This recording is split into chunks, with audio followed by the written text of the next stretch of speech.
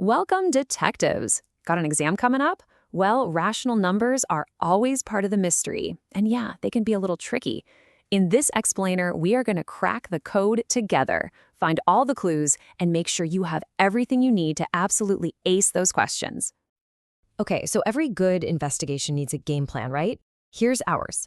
First, we'll survey the scene with the real number family. Then, we'll uncover the VIP rational rule. Think of it as the secret passcode. After that, it is time for a property checkup to see how these numbers behave under a little pressure. And finally, we'll line up the usual suspects, the troublemaker operations. All right, first things first. We need to know where our subject even fits in. Like any good detective, you'll gotta understand the family background. So let's take a look at the entire real number family and see who's who. And here it is. This is our map of the real number universe. See how it all fits together? We're focused on that big circle, the rational numbers. Just notice how it's kind of like a giant container, holding all the other groups, the integers, the whole numbers, and the natural numbers, right inside it. Think of it like you're leveling up in a video game. You start at level 1 with natural numbers, 1, 2, 3, simple stuff. Then you find a new character, 0, and boom, you level up to whole numbers. Next, you unlock the negative world, which gives you the integers. And the final level up for today? You unlock fractions and decimals, which gets you into this huge, awesome world of rational numbers. So, how does a number get into this exclusive rational numbers club? Anyway, well, there's a secret passcode, a VIP rule that every single number has to follow. Let's check it out.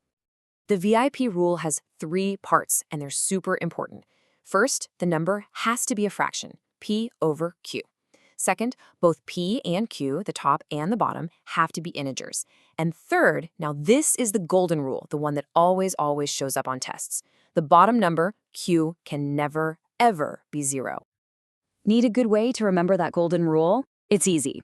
Think of a fraction like it's a house. The top number, P, is the roof, and the bottom number, Q, is the floor. So what happens if your floor is 0? If there's nothing there? The whole house collapses. You just can't divide by 0 because you can't build a house on nothing. Okay, we've identified our subject. Now it is time for the interrogation. We're going to see how rational numbers act under the 4 main operations: adding, subtracting, multiplying, and dividing. Let's see if their stories actually hold up. So our first test is called the closure property. I know, it sounds kind of complicated, but the question is actually really simple. When you combine 2 rational numbers, does the answer also stay in the family? Like if you add 2 rational numbers, is the result still rational? Let's find out. All right, let's look at the results from the lab. For addition, subtraction, and multiplication, the answer is always another rational number. They pass the test with flying colors. They totally stay in the family. But then we get to division. See that big red X? We've got a problem. It fails the test. And why? Remember our golden rule. You can't divide by 0. And that one single possibility breaks the closure property for division. Next up is the commutative property. This is all about one simple question. Does order matter? I mean, we all know that 2 plus 3 is the exact same as 3 plus 2. But does that work for every single operation when we're dealing with rational numbers? Let's investigate. And the results are in. For addition and multiplication, nope. Order doesn't matter at all. They're commutative, which means they're nice and flexible. But look at subtraction and division. They both fail the test big time. I mean, 5 minus 2 is 3, but 2 minus 5 is negative 3. The order completely changes the answer. So for these operations, order is a very, very big deal.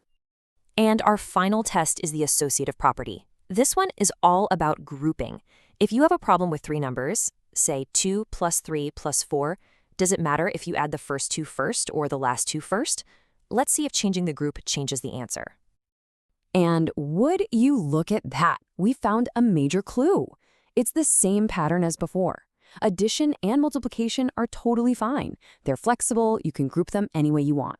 But our 2 troublemakers, subtraction and division, they fail the test. Again, they're rigid. How you group them completely changes the final answer.